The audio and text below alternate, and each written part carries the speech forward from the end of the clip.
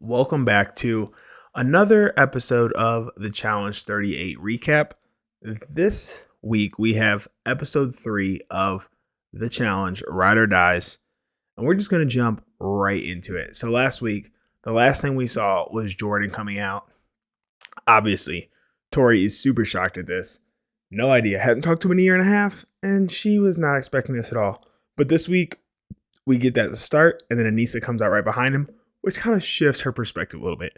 She's a little more excited. This is her best friend, so not as big of a deal that Jordan's here.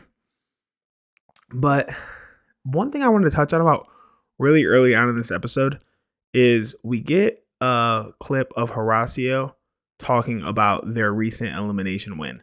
Obviously, we know last week they sent home Turbo, and he's just talking about how this win, if anything else, should put respect on his name. And I'm just confused by this whole thing because the whole house beat Turbo to get him out. This wasn't like you guys completely came in and just absolutely dominated this elimination. So that just, I don't know, it struck me as very odd. Definitely wouldn't say that that was the move that gets you the respect, but hey, who am I? So with the whole Jordan Tori thing unraveling, we get Tori and Anissa kind of catching up, talking about where their headspace is at, and we actually get Tori admitting that she hooked up with Fessy 2 months after Jordan and her split up, and that the only reason that they did this was out of spite. Which, I don't know how Fessy is going to take this as he hears this, but she's like, it's one of my biggest regrets in life. Every time I see him, it's a living, walking mistake. I get it. You know, you were in love with Jordan. Now you regret doing this, but it just seemed real harsh on a guy who, I'm not saying he's the best guy around, especially what we're about to get into later on in this episode. But I don't know. It just seemed like a lot. So then we get Bananas and Jordan catching up, which is hilarious to me because they act like they didn't know each other was coming into the game.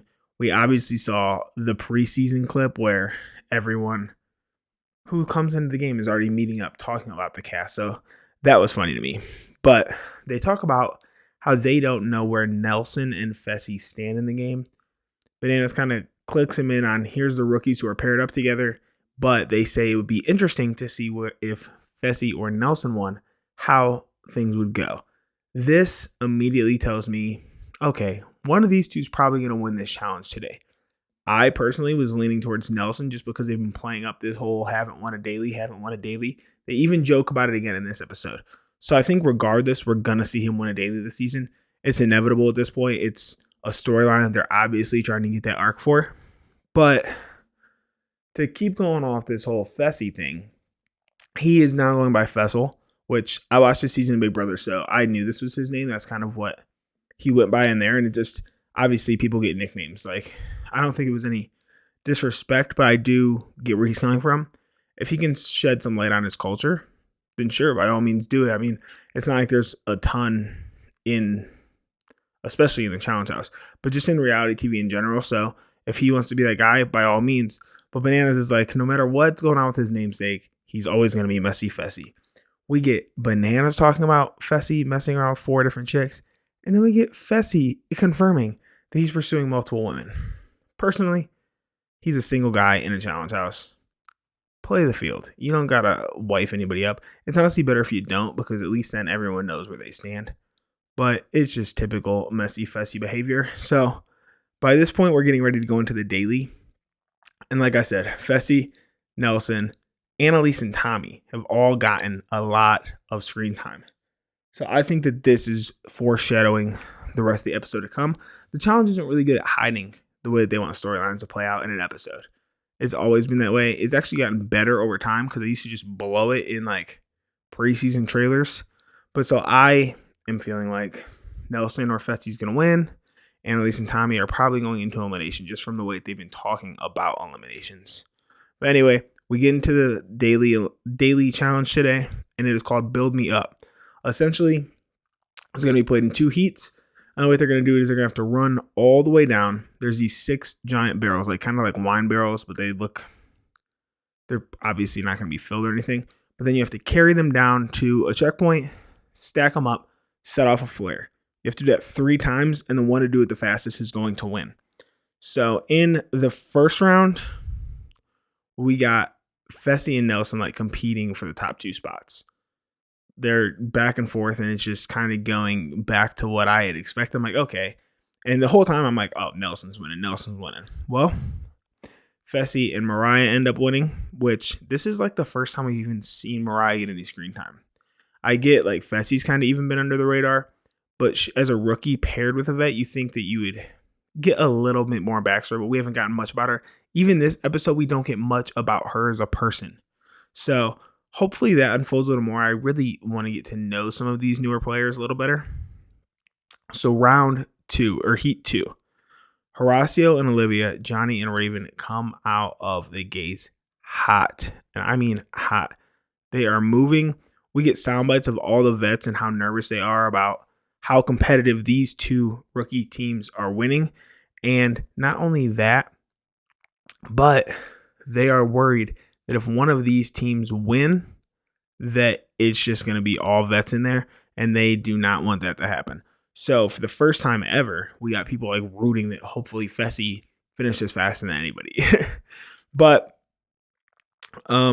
yeah, so it's a neck and neck. I think Bananas and Nani were in third, but they weren't even close. So Johnny and Raven end up taking the second heat. And honestly, regardless whether they win or not the entire daily challenge, they are an impressive rookie team. They came in week 1.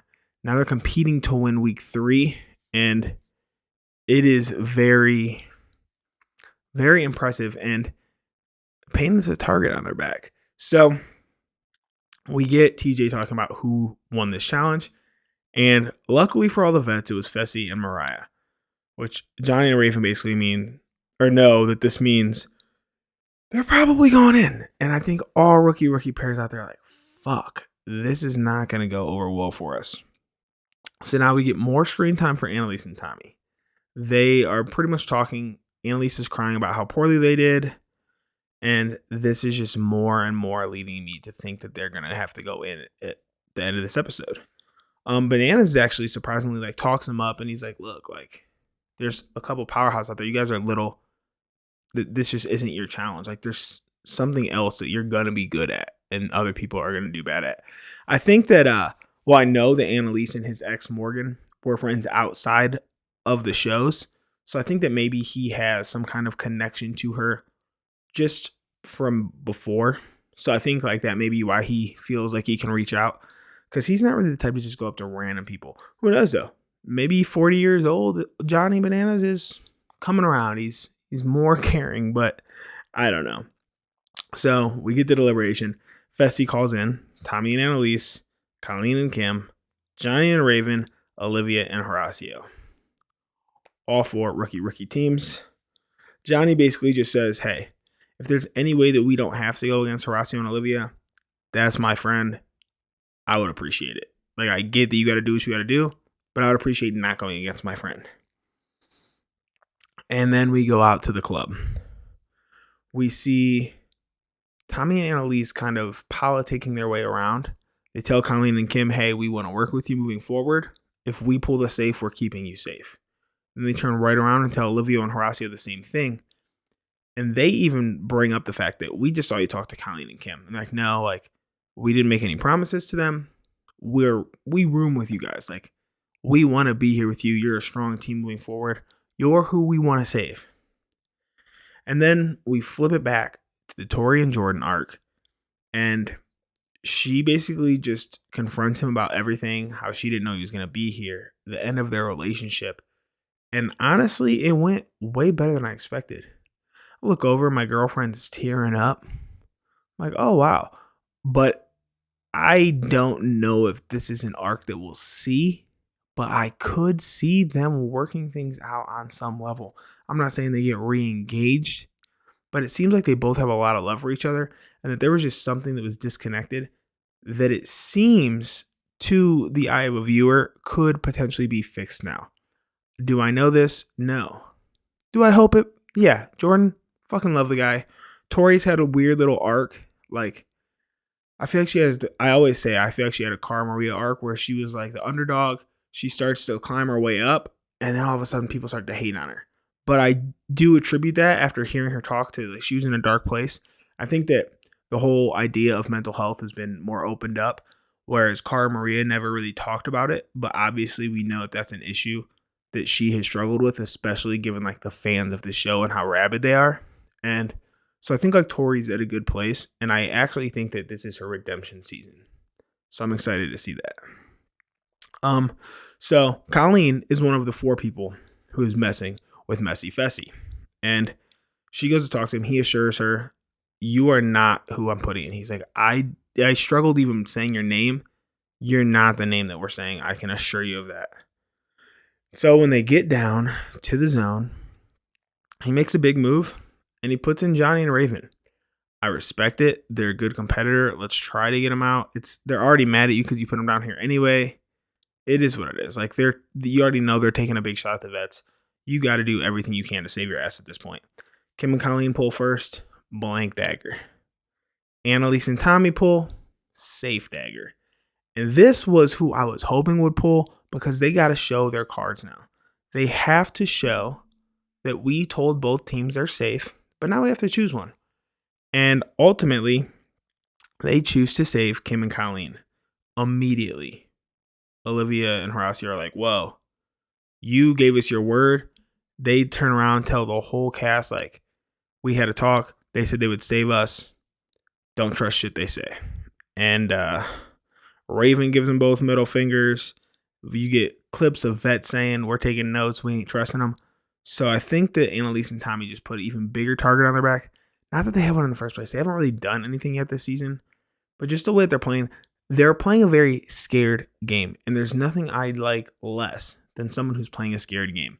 You're in the challenge, and elimination is part of that. If I was on the challenge, I would personally want to go to an elimination at some point, because it's such a big thing. Like, it is something that you got to do. It's a part of the challenge experience.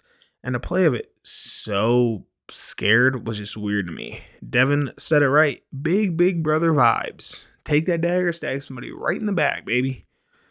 But we have already seen what this elimination looks like. And it looks like a hall brawl, but it's way bigger. And it's called Double Decker. Essentially, it's a spin on a hall brawl that is 2 people go on the bottom, and there's a bar in the middle, so you're not like just colliding with each other, but it's still brute physical strength. You have to push this bar all the way to your opponent's side. You get it to their side and lock it in. It will give the doors upstairs time to open. Whoever successfully push it to the opposite side, their door will open a second earlier. So they have a slight advantage. And then the 2 upstairs do the same exact thing. And whoever wins that one wins that round. It's a best of 3 rounds. So, battle of the rookies.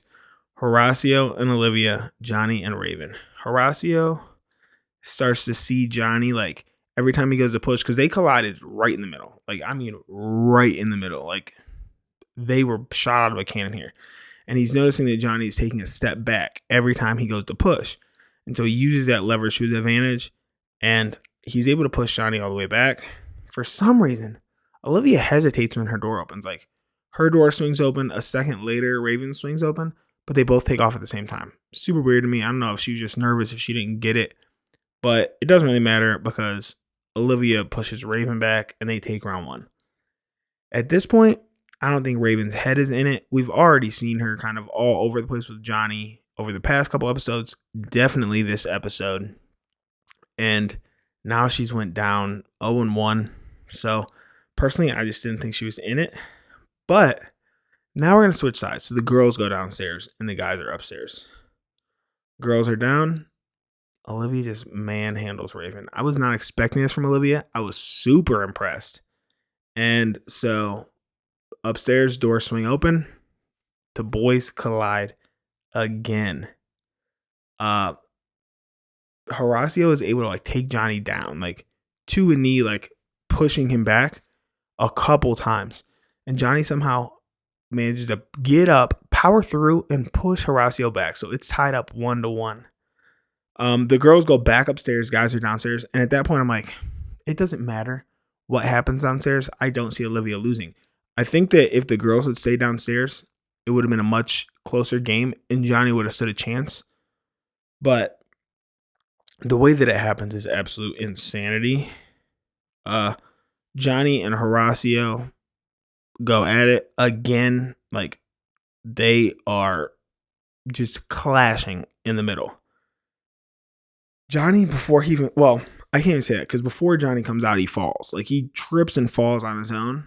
But he still manages to push it and they go at it for a while. Horacio ends up getting that victory.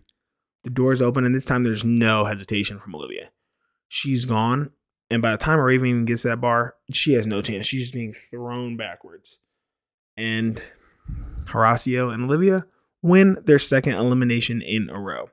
Like I said at the beginning, Horacio thought that he earned some respect in that turbo elimination. Well, buddy, you didn't, but you earned it here. And yeah, I mean, they have to put respect on his name now. I think that everyone is going to be looking at them like they are a threat because I really believe they are. Horacio, I kind of knew was going to be athletic. He was a professional soccer player. Like, the kind of like obstacle American Ninja Warrior stuff that he does, obviously, like, he's going to be pretty good. But I did not expect that fight from Olivia. She came out and she absolutely dominated Raven. It was cool to watch. One of my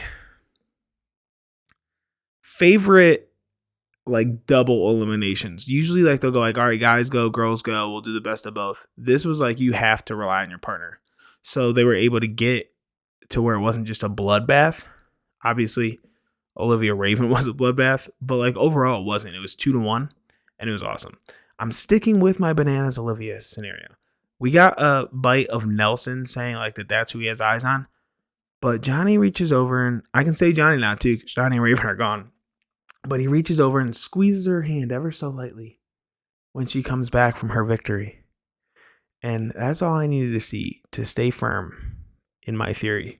But we get at the very end, TJ saying, we got one more thing.